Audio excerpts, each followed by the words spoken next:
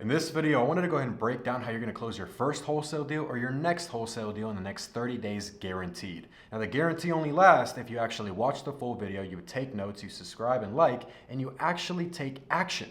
There's no point in watching all these YouTube videos on all these business models if you're not going to do anything about it.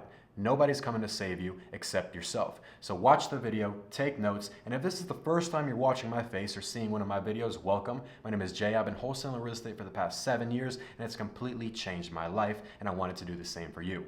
Let's get right into the video.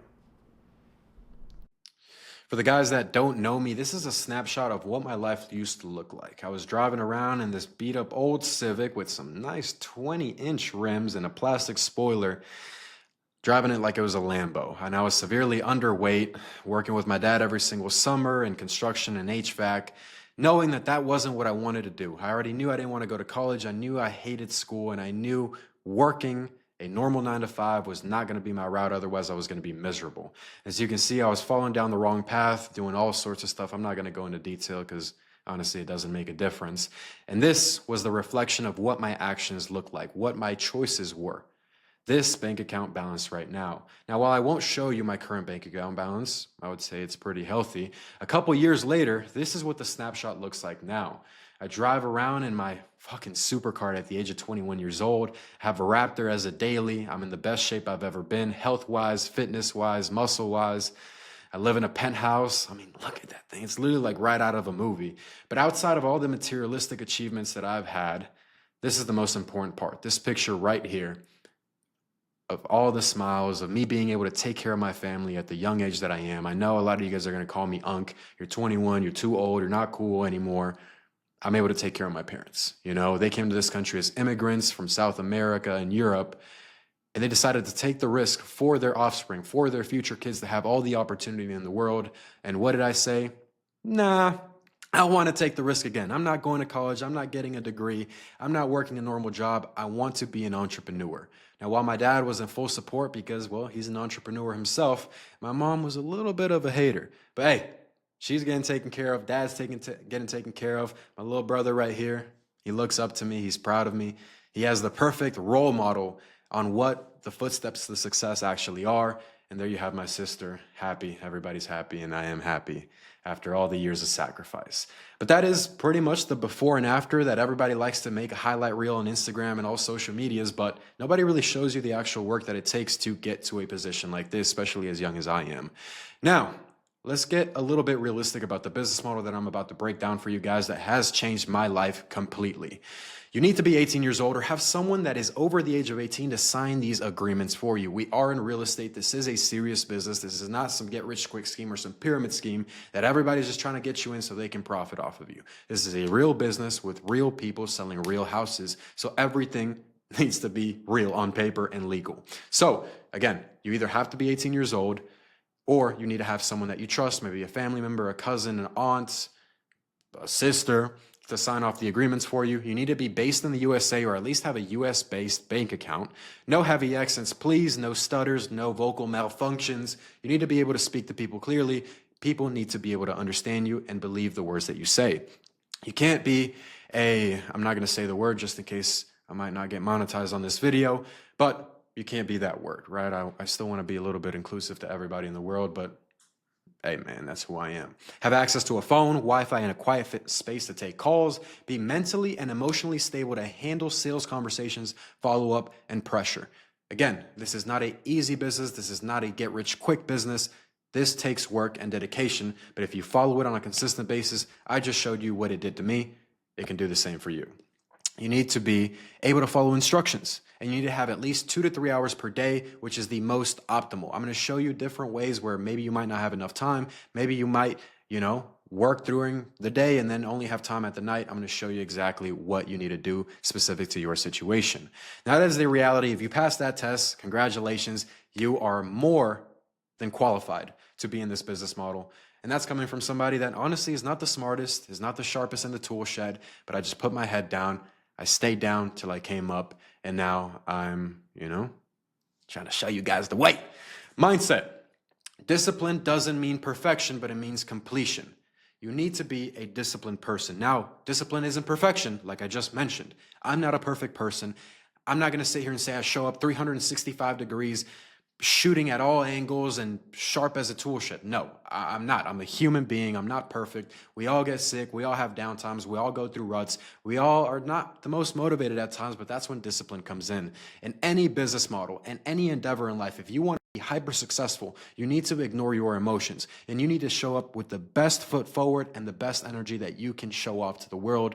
And that's how you get lucky, my friends. You need to be delusional enough to believe that you are the chosen one. You need to believe that you are the person that's going to change not only your own trajectory, but your loved one's trajectory. Everyone is counting on you. Like I said in the beginning of the video, nobody is coming to save you. This is a reality check for a lot of people, and I know it was for me. I used to be a miserable person, mad at the world, negative at all times, never thought outside the box because I thought somebody was going to come and give me an opportunity. I thought someone was going to come and hold my hand for free and give me everything I ever needed without me doing any ounce of work. And that's why I was miserable, because my expectations of the world were never met. You need to have expectations for yourself and do the work behind it to surpass those expectations and surpass the goals that you have set for yourself. Nobody is coming to save you. Next, if it doesn't bring you any closer to your goal, do not give it any attention. This was what I fell into. I had a back group of friends. I was doing things that I wasn't supposed to. I was partying. I was celebrating the mediocre life that I was living while my parents were struggling, while my parents had to work 6-7 days a week. I was out here living life because air was free. If it doesn't help you reach your goal, if it doesn't help you become that next version of yourself that you know you need to be to achieve those goals and be the successful person that you want to be in your own definition, because everybody's definition of success is completely different. For you, driving a supercar might not be a definition of success. It might be owning a house. It might be not having to clock into a 9-to-5 every single day. It might not be you working 40 years and having to lick boots to get a raise for your whole life, right? Everybody's definition of success is different, but the goals and the ways to do it is general throughout every single endeavor in life. So make sure you are hyper-focused. That is how you win. Your emotions will keep you poor. Stoicism helped me a lot. There's a bunch of videos on YouTube and books that have helped me personally on how to be stoic, how to be emotionally mature, not only as an entrepreneur, but as a man. I feel like my life definitely got way better when I got in control of my emotions and when I became the person that is a pillar of support for other people, right? I used to look for that pillar of support. I used to look for that big brother. I used to look for that mentor and other people until I realized, again, nobody was coming to save you. Now I had to become that person for myself. Don't pray for the result, pray for the obstacle to overcome.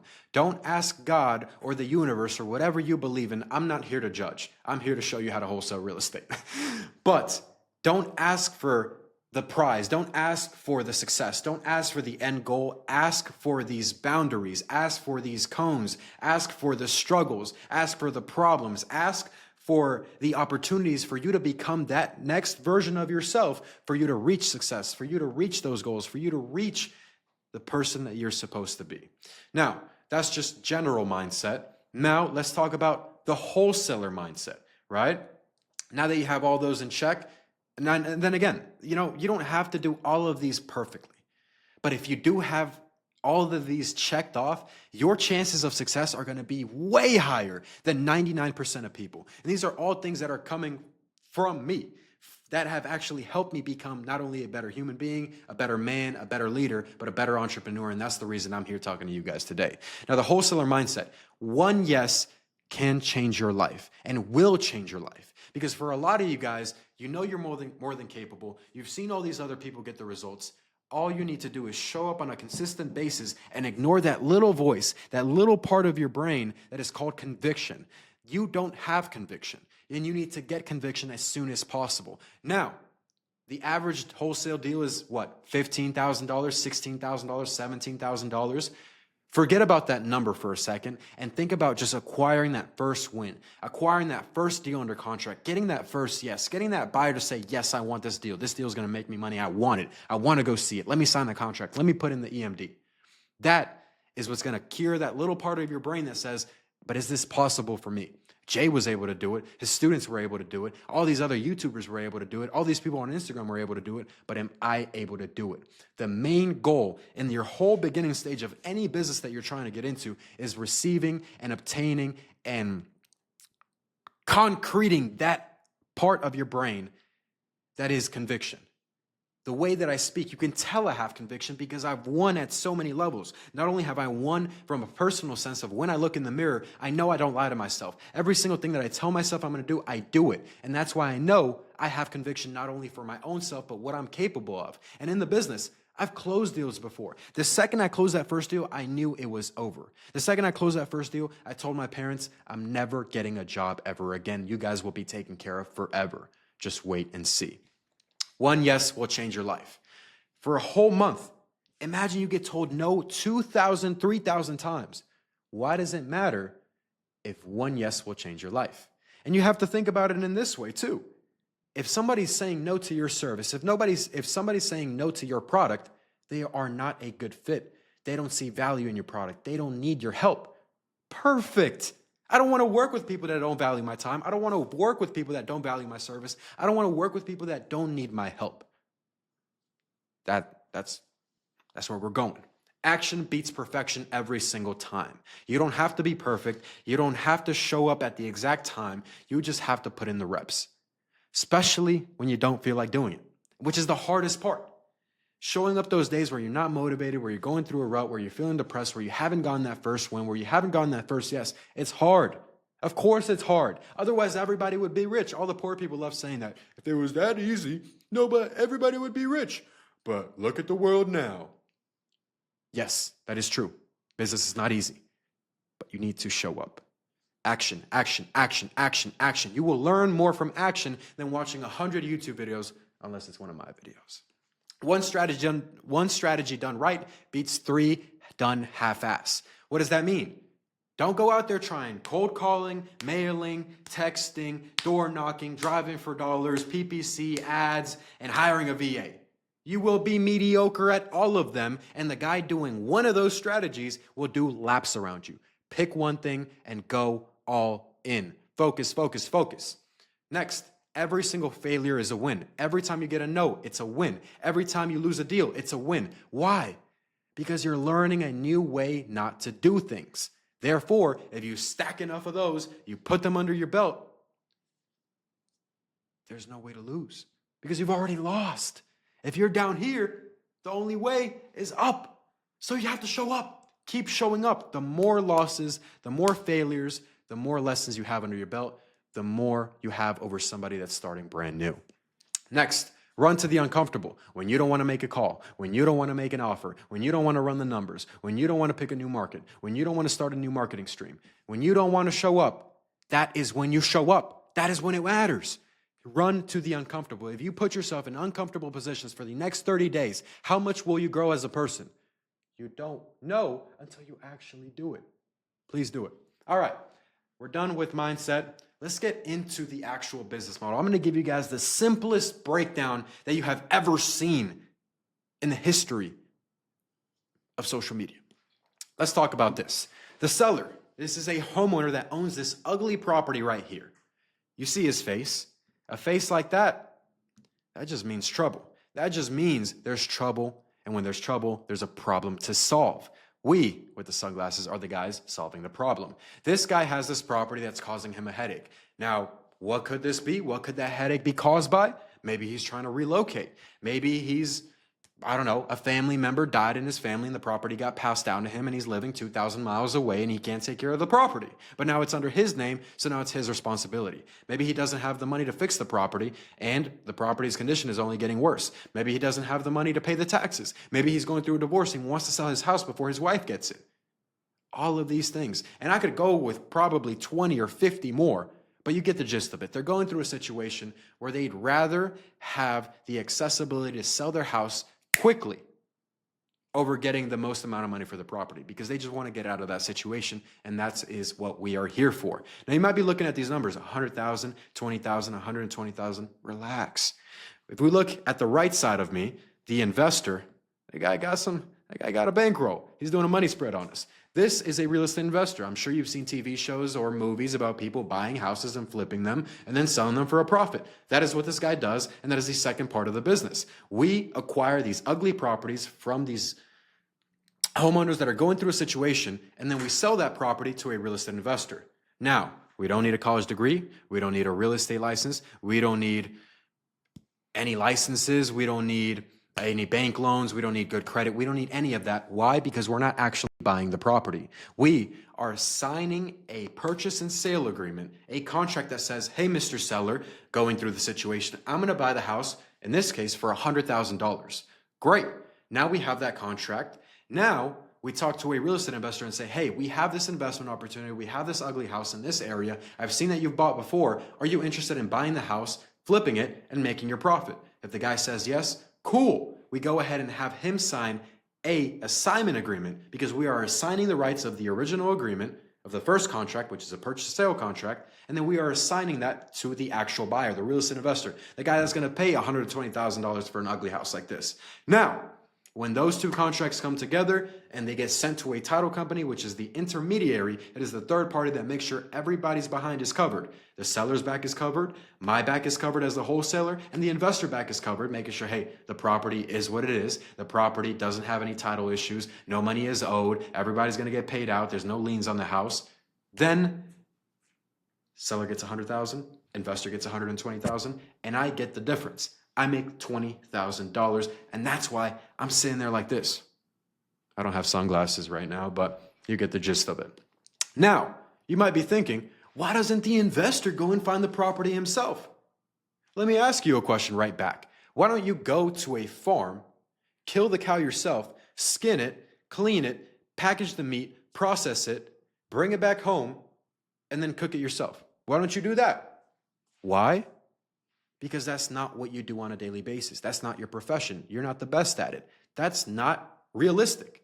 When the investor's professional skill set is in fixing properties, buying them at a good price, and making sure that they're up to code, they're up to quality, they're up to standard for the current real estate market to sell it to a family, why would he go out of his way to save $20,000, $10,000, $15,000 and stretch himself thin to save a little bit of money?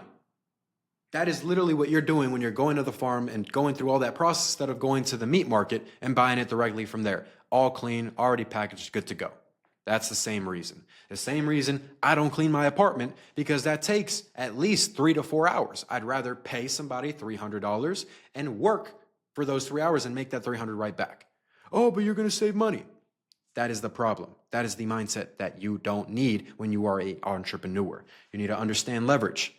Investors understand leverage. I do too. So cool. That is the basic explanation of wholesale and how kind of like the circuit works. And I hope you understand it. If not, go back, re-listen to what I just said. Now, what does the investor do? He buys this ugly property and he makes it look like this. So he purchase price for the property is $120,000. He puts $50,000 into the property. Now he's all in for $170,000. And now the property is worth $230,500. And that is when he hires this beautiful real estate agent and she sells the property to a family like this. A family like this will never buy a house like this because it's not livable. Because they work in corporate America, they are just starting their family. They want their kids to grow up in a nice neighborhood. They buy a house that's already fixed up, good quality, ready to live in. And that is the real estate investor's job. Now, the real estate investor purchased this property for $120,000. He put $50,000 into the property in repairs, in paint work, in fixtures, in countertops, in bathrooms, in tubs, in windows, in roofs, all that stuff. Other costs, such as closing costs, realtor fees, holding costs, because he probably pulled out a loan to have the money to buy the property and fix and flip it. So he's all in $200,000 into this property. The ARV, the after repair value, pretty much the value of the property after it's been repaired. That is $235,000. He's all in for $200,000. The estimated profit that he's going to walk away with is, little burp, sorry about that, $35,370. Now that's great, right? In a span of what? 4 months, 5 months, 6 months? That's not too bad. 35 grand. But if you look at it in hindsight, he had to do all this work, had to have good credit, take the risk of buying this property for $35,000 in profit. Well, all I had to do was call the seller, get a yes, get it under contract, call the investor, pitch him the property, have him walk it, and he bought it from me. And I made $20,000. What is that? 80%, 70% of what he made. And I was doing all that from home. That's what I'm talking about. That's what I'm showing you guys. Now, if you guys don't want to sit here or watch all of my YouTube videos, which have great information that you are able to take action on, same thing with this video, you guys can click that first link down below if you're interested in getting your hand held by me to start your wholesale business or scale your wholesale business. And there it is one-on-one. Every time you click that link, you're talking to me. If you DM me on Instagram at Modest Mendez, you're talking to me. I try my best to respond to everybody. But here's a little breakdown of what we offer. You know, we talk about inbound marketing, novations. We have call recordings of every single group call, my own sales call recordings, top student sales calls recordings. You have every single contract and script. You have sales mastery, sales training. I think it's like 30 videos in that module alone.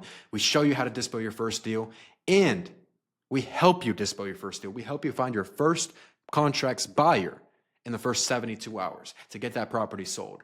We help you with acquisitions. We have a readiness check. We show you all the systems, all the automations, mental training. Everything you need is here. This is what I wish I had when I first started my wholesale journey.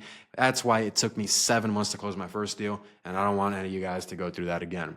Here's a couple results just from recently. Grady, he was a welder. He closed his first 2 deals, 9,300, 10,000. I believe I have an interview with him on my YouTube channel. This is Joey and Josh. They came in as partners. They were in somebody else's coaching program for 6 months, didn't make a goddamn dollar back. And you see they're closing deals for 24K. Joey just got his dream truck. He got a Raptor just like mine. Josh, he got a penthouse in Mexico, pretty sick.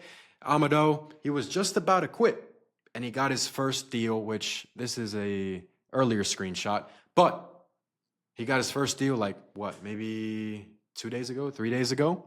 Tanya was a nail tech, closed 52,000 in the span of 2 months. This is Yes, closed his first contract, or locked up his first contract in half a week or week and a half.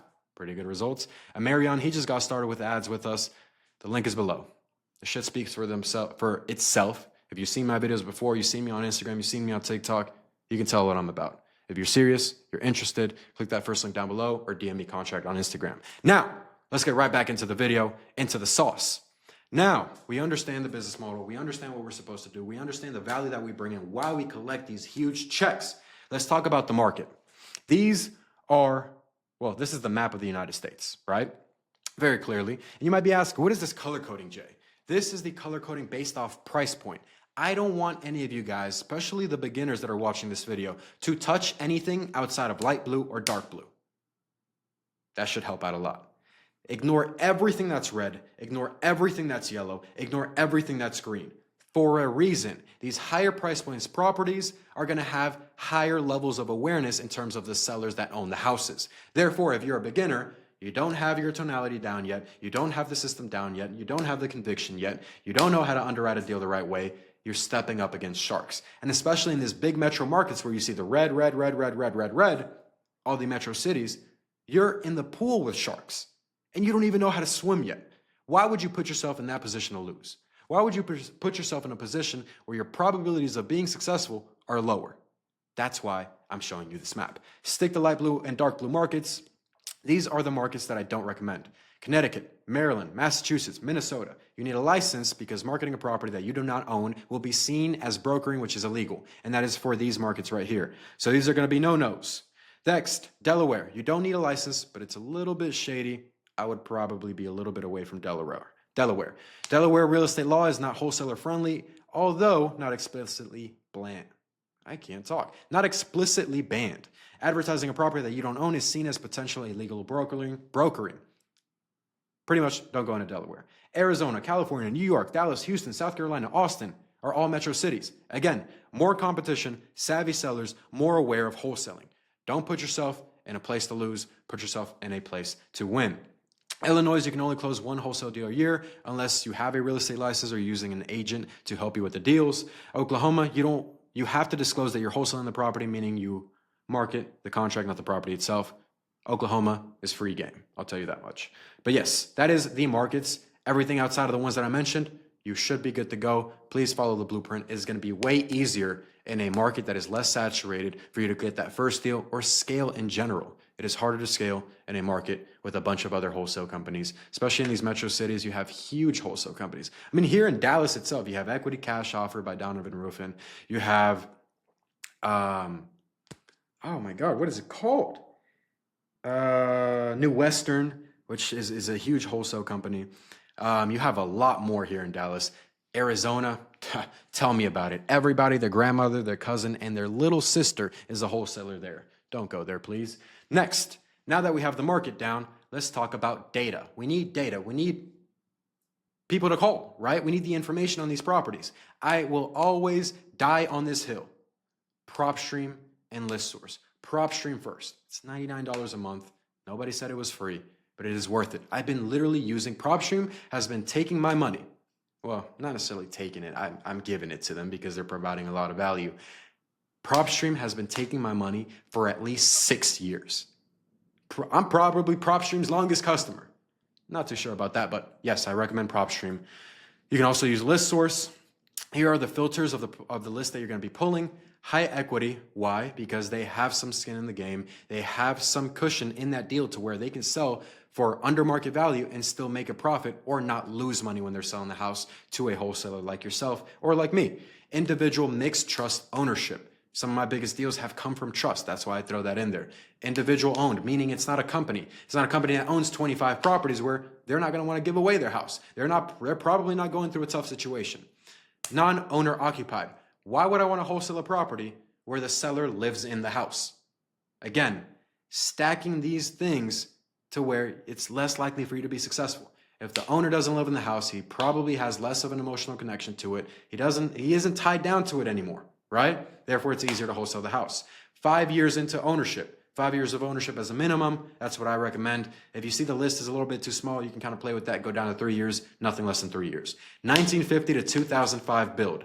Anything after 2005 doesn't really need much repairs. Owners aren't really going through too much of a tough time.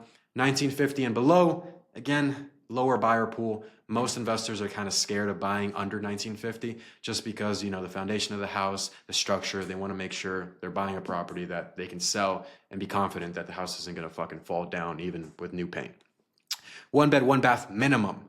Why would I sell a house or reach out to a homeowner that owns a house that only has 1 bathroom? Doesn't make any sense. At least 1 bed, 1 bath. If you want to be a little bit more strategic, more strict, 2 bed, 1 bath. Non-HOA, nobody likes buying in HOA neighborhoods. Nobody likes Karens. And then non-MLS. Why do I say non-MLS? You got a lot of people out here saying, oh, call for sale by owner listings. Call Zillow listings. That's how you'll get a deal for free. Don't waste your time. Please don't. When I say non-MLS means the property is not listed on the market. When somebody lists a property on the market, they understand it's going to take a while, but they want the highest price possible. As a wholesaler, we don't offer the highest price possible. We want to go for the lowest price possible. So it's counteractive for you to pull a list or reach out to somebody where their property's on the market looking for the highest price possible. Doesn't make any sense, right? Has to make sense. So that is when we're talking about pulling lists. Next, marketing. We like warm calling. Not cold calling, because warm calling is when we're targeting a specific type of person. Now, if we were calling anybody and everybody in the whole United States, that's cold calling. Warm calling is different. Now, we're not going to be calling through our phone, sitting there typing out 1,000 numbers a day, listening to the phone ring, listening to voicemails. We don't want to do that. That's not efficient. That's not going to help us close a deal in 30 days. We need to use a dialer. 3-line dialer minimum. These are good. Batch dialer, I use it myself. You can use Ready Mode. You can use Mojo. I have students using all 3 of these, and they all are getting results. They all pretty much do the same thing. It's completely up to you on which one I think you like the user interface more. Now, when you are making calls, these are the things you have to track. Your KPIs, your key performance indicators. What numbers is your business running at? How many contacts are you hitting? How many leads are you touching? How many offers are you throwing out there? And how many contracts are you getting? Your KPIs matter. Make sure you stick to the ones that help your business succeed. And if something's going off, that's where you can refer back to your KPIs. Sometimes I even have students that don't listen to me when I tell them track your KPIs, and they're like, Jay, I called a bunch of people, I made a bunch of offers, and I haven't gotten a deal. It's like, all right, cool, bro. Show me your KPI sheet. I haven't filled it out. So how can I help you, buddy? I need to look at the numbers. I need to see where you're messing up. If you are trying to be successful in this business, track your KPIs. That will be the lifesaver of your business. Cool.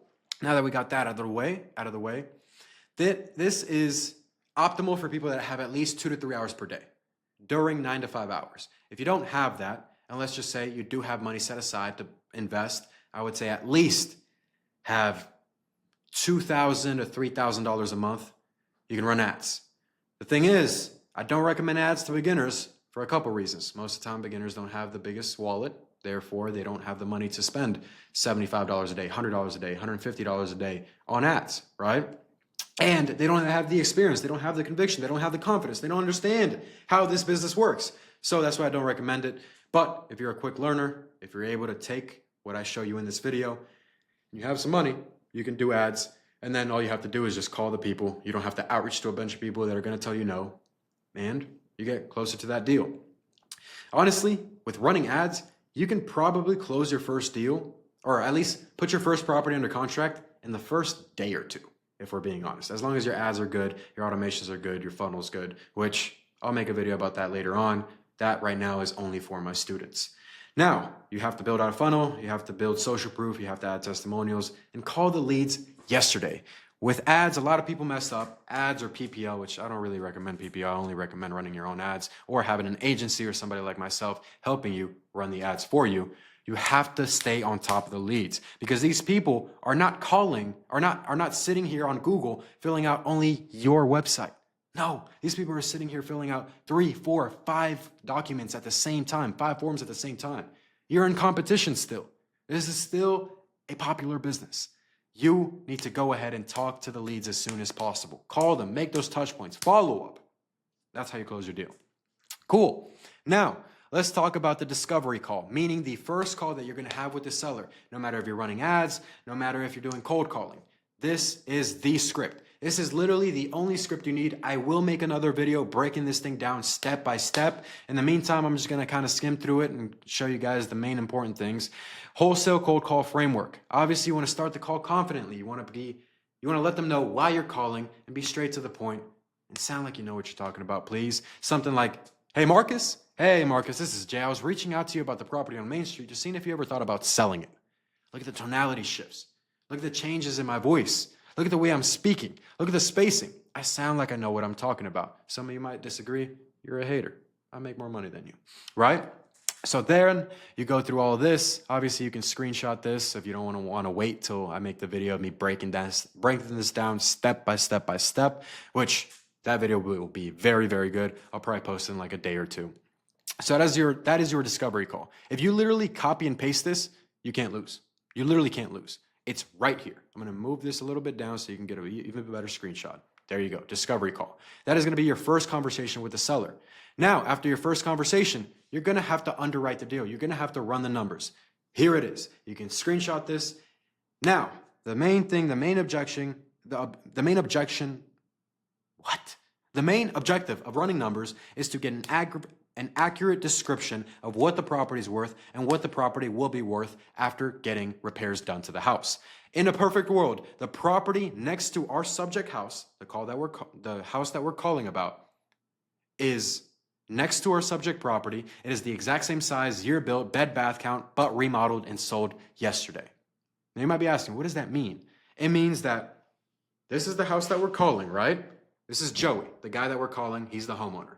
In a perfect world, the house next door sold yesterday. It is the exact same size, the exact same bed bath count, remodeled, year built, everything. It's literally a copy and paste house, but this was remodeled. It is the perfect example of what our property will be worth. Now, because we don't live in a perfect world, the house that you will use as a comp might be across the street, might be across 2 streets, might be across a major road, might be half a mile away.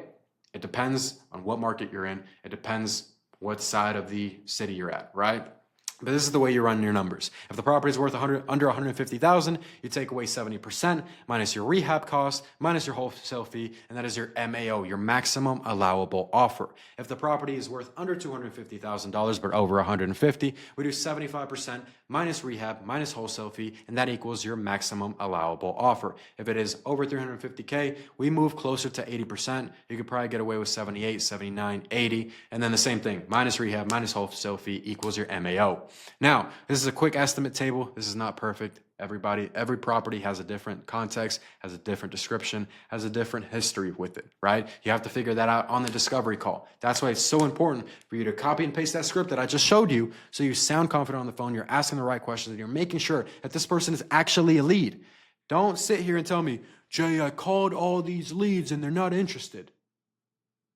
Number one thing I'm going to ask you is, what do you qualify as a lead? What do you think is a lead?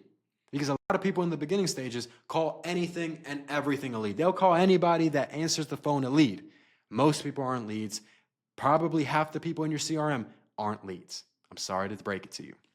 Now, the goal is to try to get it as close as possible to this scenario right here.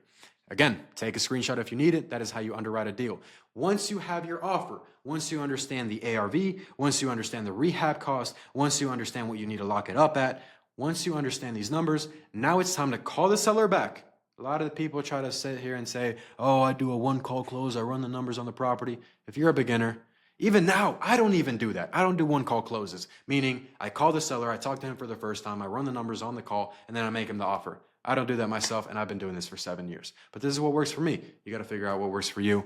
This works for a lot of people, right? Once you run the numbers, it's time to make the offer. Here's the offer script. Word for word, bar for bar. I'm literally giving it to you. Copy and paste. Read it over and over and over and over and over and over again 1,000 times. Internalize the script. Believe it. Turn into this character. Turn into this investor that's here helping people in tough situations. Same thing. We'll go through it a little bit. The introduction.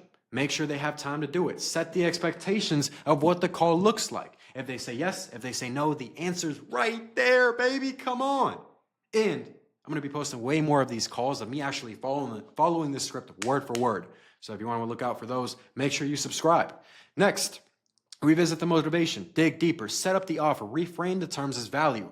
Everybody sees value differently. Everybody's going through a different situation. Everybody needs a solvent to their specific problem. You are there to solve a problem. You are not a drug dealer looking to take value from the world. You are a doctor prescribing someone's situation, and that prescription happens to be you solving their problem by buying their property, right? So you revisit the motivation, you set up the offer, you give the offer.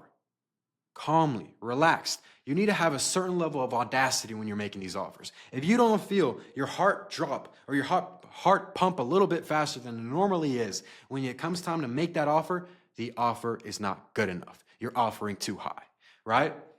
If you're scared to make the offer, that's a good thing. Objections.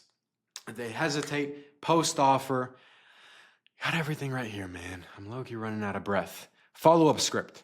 If they didn't close, you got literally right here. You have it right here. I'm giving it to you. What are you doing? Take action, please. It's right there. Come on. You guys might think I'm a tweaker if this is the first time you're seeing one of my videos. Right. Let's say they say yes, right? Which, if you follow everything step by step that I just gave you, half the time they're going to say yes. Half the time is a little bit aggressive. I would say at least 30 to 40%. That's pretty good numbers, especially for a beginner, right? You can use PandaDoc or DocuSign. I myself use DocuSign. You can get away with using a 30-day free trial. I think it's pretty cool how they let you use a free trial and you're able to make $10,000, $15,000, $20,000 for every signature that you get. So use the free trial. I'm sure there's videos on YouTube. If you're in my community, I show you exactly how to do it. Then you get the purchase and sale agreement signed by the seller, by the homeowner. You get that contract signed where it says, hey, I'm going to buy the property for this much. I'm going to close on the property in this timeline. These are all the legal terms and the legal jargon that's simplified in third grade English. At least that's how our agreements are, where the seller looks over them. He's confident. He understands every single part of it. He's willing to sign over the phone. And even if a seller wants to talk to an attorney after we try to objection handle for a good 10, 15 minutes, we're cool with that. We hop on a three-way call, and I've never hopped on a three-way call with an attorney He saw our contracts and the guy said no. I always get the same thing. Your contracts are so simple. And it always works. They always sign. Cool. And you do the exact same thing when you get the assignment agreement signed by the buyer. Cool. You got your first property under contract. Congratulations. You go ahead and find a local title company, and that is the next step.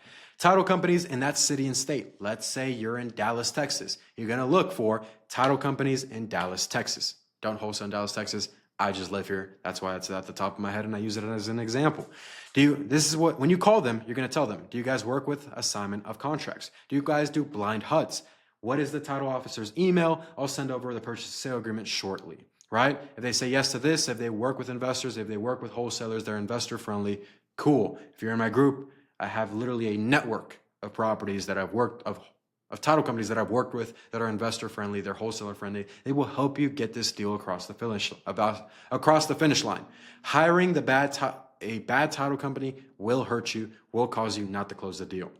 Make sure you ask these questions. Make sure the people actually answer the phone, because title companies the employees of title companies are literally all retired old ladies that got nothing else to do better with their life, and their son just told them, Mom, go get a job. You're getting old at home, right? So they're not the most urgent 90% of the time. Then you're going to ask what the title officer's email is. The title officer is the person that's going to be handling your profile, your file about the property that you're wholesaling. And then once you get that email, you'll go ahead and send them over the document that you guys sign over DocuSign, send it over to them, have them start the title process. Now that you found the title company, time to start dispo, baby. Finding the buyer, finding the investor that's going to close on the property. Here's what you need. You need the pictures of the property. You need the comps, the comparables, the properties in the area that are comparable to your property, where the investor can see, okay, property A, B, and C are similar to the property that I'm looking at to buy, and those sold for this certain amount. Therefore, if I buy the property at this price, I'm going to make a certain amount of profit. That's why I'm going to buy the property, right? You need pictures, you need comps, you need the property details. Where is it located? Why should the investor buy it, right? What is the investor going to profit from this property? Your contact information, the title company that you're going to be using, when is the closing date going to happen, or when is the closing going to happen, aka putting the closing date on there, knowing the closing date, and access to the property. Is it on a lockbox? Is it tenant occupied? Does the seller live there, right? Is it vacant? Is the access to the property for the investor to walk through only on weekends, only on Mondays, only on Fridays?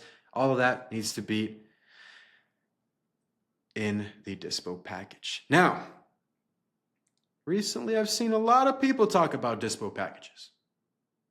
I'm not saying I was the first one to do it, but I'm saying I was the first one to do it publicly. I've been doing this for years. And I see you guys watching every single one of my videos. And I'm starting to see you kind of sound like me, kind of make videos like, I'm not hating. I don't hate the player, I hate the game. But I love the game. It's changed my life. But this is a Diso package. Don't go out here text blasting a bunch of buyers a jumble fuck of information. Here's the bed back count, here's the property, here's where it's located, here's the price, here's your profit, here's this. Nobody wants to read that. Nobody wants to look at that. You don't look professional. You don't look like you've been doing this for a while. You send this over with all the information, everything explained to a T, the guy's going to want to work with you, especially if you have a great deal, which if you underwrote the deal the right way, Diso is going to be a piece of cake. You're not going to be wasting your time. In this example, this is a property that one of my students, Philip, locked up and closed, actually. As you can see, here's the front of the property. Then you have contact Philip, a little call to action. A call to action means in a specific website or a flyer that you're sending out where it says, do something, right? In this case, we're telling the investor that's looking at this Diso package, contact me to make an offer. The address of the property specs, then you put the asking price, how much you're looking to dispo the property for, the resale value, what it's worth after repairs. Then you have a link to a Google Drive, a Dropbox link, a Google Pictures link, whatever you want to use to view the actual property pictures. Now, to get pictures, you can get the owner of the property to send you pictures. You can hire a photographer, which I don't recommend. Well, not that I don't recommend, but most of the time they just charge up the ass. You can get a real estate agent to take pictures. You can have a buyer even go and take pictures if he's willing to go out to the property without any pictures being seen beforehand. You can go into a local real estate investment group, post, hey, I have a property in the zip code. I need pictures taken. Can anybody help? Look for the most trustworthy person that's willing to do it for a reasonable price. Get those pictures, add it to the Diso package, and you're going to have a lot more people interested in the deal because, well, they're looking at the visuals before driving maybe 10 minutes, 30 minutes, an hour to the property, right? Then here you have the comps. In this case, Philip is trying to sell the property for $63,000. ARV seems to be from $85,000, $140,000 to $251,000. In general, you don't want to have a range this big. I'm gonna have to talk to Philip about this, but you want to stay in the same range, like a $50,000 range between the comps that you're actually showing them. Then here you have the repairs. Another burp, man. I'm talking here. The repairs. In this case, obviously flooring, paint, kitchen, bath. You want to let them know. Then again, we're not professionals. Tell the real estate investor, hey, I'm not a construction worker. I'm not a contractor. I don't know these numbers to a T. You have to go and do your own due diligence. And that's why there's this red part right here. Do all due diligence before you submit an offer. No due diligence period. Closing with seller's title company. Do not post anywhere online. And then another call to action, contact Philip to make an offer. Now, when talking to buyers, you got to know what you're doing, man. Now, how do you find the buyers? You can use Facebook groups. I have multiple videos showing you exactly how to post on Facebook, where to post on Facebook, how to contact people, the scripts on how to text them, how to talk to them over the phone, how to vet them to know if they're the right person for your deal, if they're a wholesaler trying to act as a buyer to try to steal your deal and snake you through the grass. You don't want that to happen. That's happened to me. That's why it's so important for you to vet these buyers in quotation. So you can use Facebook, you can post on Craigslist, you can use Zillow to reach out to agents that have sold properties that have been flipped by a real estate investor. They have that connection with them. They can maybe connect the dots if they're not being as stingy or being idiots as most realtors are. Again, you can use Zillow and Realtor.com for that. Then you can also look at the properties that sold, that were flipped, that were rehabbed. Look at the address, go to True People Search or skip trace it, pay like a couple cents, and then get the owner's property information, get the property owner's information and reach out to him that way. You can do that through PropStream actually. So take the address from Zillow of a property that just recently sold that clearly was flipped and remodeled, put it into PropStream, find out who owns the property, call them, see if they're interested in your deal because they clearly have bought and sold in the area. Then Investor Base. Shout out to Investor Base, man. They're goated. It is a great app, $250 a month. I recommend it. I find my buyers through there all the time. If it's not through Investor Base, it's through Facebook. If it's not through Facebook, it's through Zillow. If it's not through Zillow, it's through PropStream Cash Buyers List. And if it's not through there, it's through Craigslist. Either way, I find a buyer. The most important thing is to get feedback, right? Get feedback if your deal makes sense, if people are interested in your deal, if the market that you're in or if the city or area that you're in is a good area, right? You want to get the feedback. And if you get a lot of people saying no to your deal, either the numbers are off, the area is off, or you're just in a bad market, right? It's either one of those three. Now, if you're getting a bunch of lowball offers, the numbers are off, right? Now, the thing is, when buyers tell you these lowball offers, don't just say, okay, well, I don't have it that low. If anything changes, I'll call you back. Ask them for the feedback, especially if they walk the property. And another thing, don't let any buyer negotiate with you if they haven't walked the property. I don't want to hear it. The second a buyer's like, is that the best price you can do? You can go walk the property, and then you can talk to me about the best price. Show me you're interested. Put some skin in the game. Put some time into this deal. Do your due diligence, and then talk to me about price. I don't negotiate unless you walk the property. That shows you how serious somebody is about your deal, how good of an opportunity they see your property as, right? Now, that is how you're going to find your buyer for your deal. Then, talk to them on the phone. Stop texting people through Messenger. Stop only texting people through phone number. Talk to people on the phone. That's how you really vet somebody. If you're asking a hard-hitting question and the person starts stuttering, they're like, yeah, I bought deals before. You can tell when somebody's a bullshitter. It's important to talk to them on the phone, vet them on past deals and future ones, get them to walk the property, proactively negotiate with them after they walk the property, after they show genuine interest in the property and actually buying it. Then $3,000 to $5,000 earnest money deposit. If they're not putting down earnest money on the property, they're going to ghost you and you're going to lose the buyer and you're going to lose the property unless you can talk your way out of it like I have. $3,000 to $5,000 minimum. I don't care if the property is only worth $50,000 and you're selling it for $30,000. Get earnest money and make sure in your agreements you have a clause that says you get to keep the earnest money if the buyer backs out.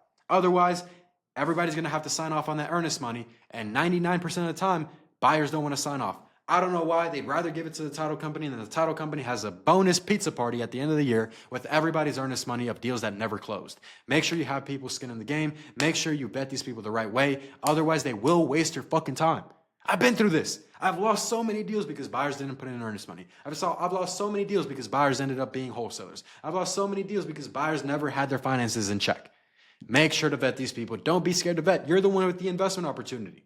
Don't come into these calls thinking you're down here and the investor's right here. You are on the same playing field. You are providing value. Therefore, you need to get respect and attention. Next, these are the do's and don'ts. No option periods with buyers. We use an option period. If you might be asking what is an option period, it is the due diligence period that we have when we sign the purchase and sale agreement with the seller. It gives us 30 days, which you should only do a minimum of 30 days, minimum, because that gives you enough time to calmly find a buyer, even though you should be able to find it if it's a good deal in under 48 hours. Or with us, we help you find the buyer. No option periods with buyers. If a buyer is actually asking for an option period, he's a wholesaler. I don't want to hear it. You can argue with a wall. If a buyer, a real estate investor, is asking for an option period, they're not a real buyer. They're looking to wholesale that property to their buddy or someone they knows. Don't waste your time like that. No, they can't market out the deal. No, you will not sub to the deal. No, they don't need information about the seller. It doesn't fucking matter. All they have to care about, all they have to know is, do the numbers make sense for me to buy this deal and make a profit? That's all that matters. It is B2B. Think about it this way. The conversation between you, the wholesaler, and the homeowner, the seller, is B2C. You are the business because you are the wholesaler. You are providing a solution to the client's problem, right? So it's B2C, business to consumer, business to client, right? When it comes time to talking with buyers in the dispositions process, where you're disposing of the contract that you have, that's why it's called dispositions, dispo, you are talking B2B. It's a B2B conversation. Therefore, it's logical.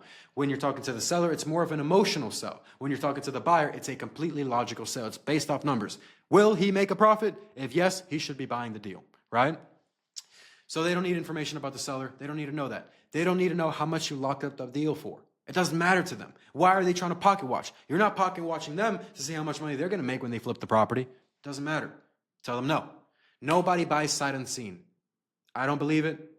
There's some people, 0.01% of real estate investors buy sight unseen. Everybody else, they're going to look at the property, and if they tell you they don't need to, they're lying to your face. Tell them it's company policy. They need to go look at the property. Next, you will not take less EMD. If they're asking for less EMD, they are not confident in the deal, and if they find a better deal in those couple of days between the second they sign that assignment agreement, they're going to ghost you for that deal that might seem better. No, you will not go down on EMD. EMD is a show of good faith, a show that they will perform on the contract that they signed to actually purchase the property and not leave you there dick in hand. Right? No, you will not take less EMD. If they aren't willing to show you past deals, they will not get your property. They will not be able to walk your property. They won't be able to look at the pictures. They won't be able to get the address. Make sure you vet these people, especially if these people are coming from Facebook. Facebook is full of snakes, full of people thinking there's something they're not, or acting like something they're not. Vet people from Facebook very carefully. Now, don't scare these people away, because I've probably made at least $1 million just from Facebook buyers alone.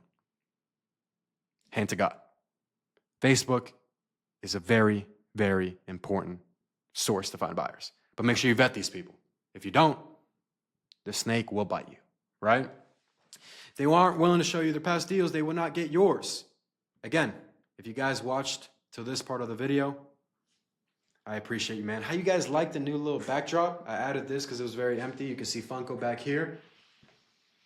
But yeah, hope you guys enjoyed the video. Hope you guys found value in it. If you did find value, if you enjoyed it, if you want more videos like this, I want to post more videos about wholesale. I'm tired of posting about the damn McLaren. Shit's getting old. I don't even watch the videos anymore. If you want more wholesale videos, comment wholesale down below. Comment Jay, you're goated. Comment Jay, you're the GOAT. And if you're interested in getting coached by me, getting your hand held, making sure you have everything you need to win, and a coach that's been doing this for 7 years, how can you lose if you're willing to show up, if you're serious, if you're dedicated to this, if you're not willing to quit? I'm right there, willing to meet you there. If you're interested, click that first link down below in the description. We'll talk. Follow me on Instagram @ModestMendez. Like, comment, subscribe. I'll see you on the next one.